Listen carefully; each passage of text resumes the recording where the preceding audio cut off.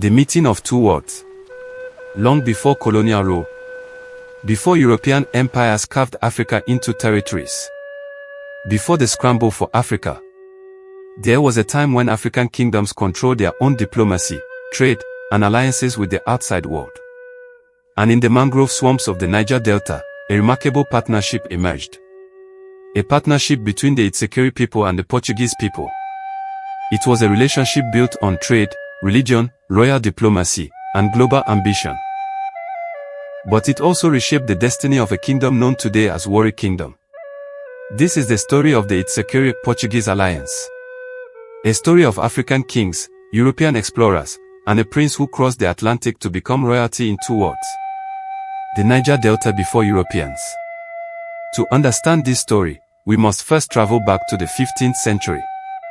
At the time, the Niger Delta was one of the most economically important regions in West Africa.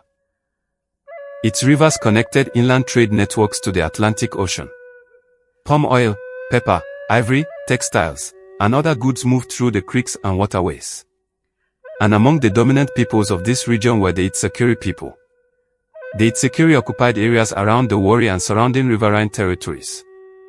They were skilled traders, fishermen, and political diplomats. Their kingdom was ruled by a monarch as the Olu of Ewe or Warri. The Olu was both political ruler and spiritual authority. But unlike many inland kingdoms, the Itsekiri had something incredibly valuable: access to the Atlantic Ocean. This geographic advantage would soon place them at the center of one of the earliest international partnerships in African history. Europe searches for a sea route. Meanwhile, thousands of kilometers away in Europe, a different story was unfolding. The Kingdom of Portugal had begun exploring the west coast of Africa. Portuguese sailors were searching for new trade routes to Asia.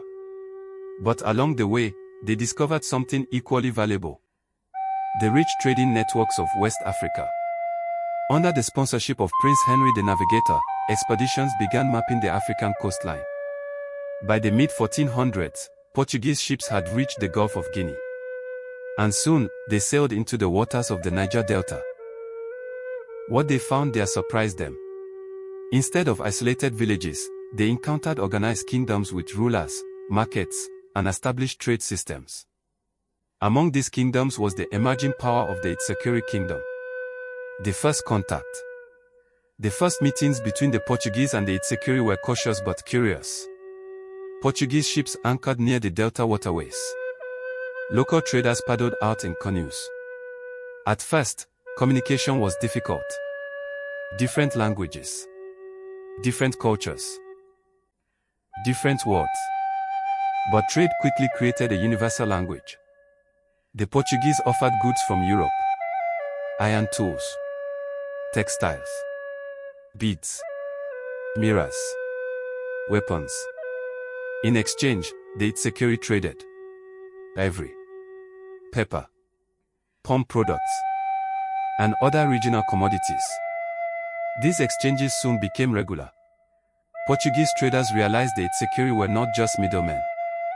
They were political power brokers. And to trade successfully, they needed the approval of the king, the Olu of Itsekiri. The rise of a strategic alliance. Unlike many European encounters with African societies, the Itsekiri leadership understood the value of diplomacy. Instead of resisting the newcomers, they chose partnership. The Olu allowed Portuguese traders to establish commercial relations within the region. But the relationship soon grew beyond trade. It became political. And even religious. Portuguese missionaries arrived alongside traders. They brought with them Christianity. The Itsekiri court became curious about this new religion.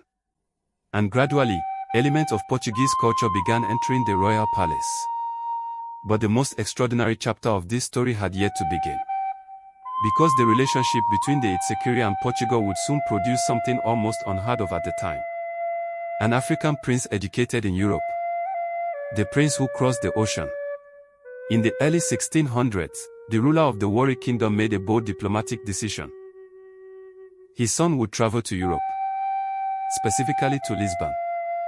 There, he would learn European language, religion, and diplomacy. The prince's name was Domingos.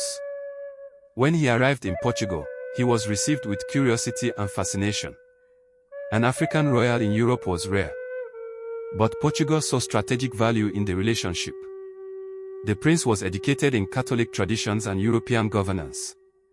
He was baptized and given the Portuguese royal name Dom Domingos. But his destiny would go even further. He would rise within the Catholic Church, eventually becoming one of the first West African bishops, a kingdom connected to Europe. While Dom Domingos studied in Portugal, the Warri Kingdom continued strengthening ties with Portuguese traders. European goods flowed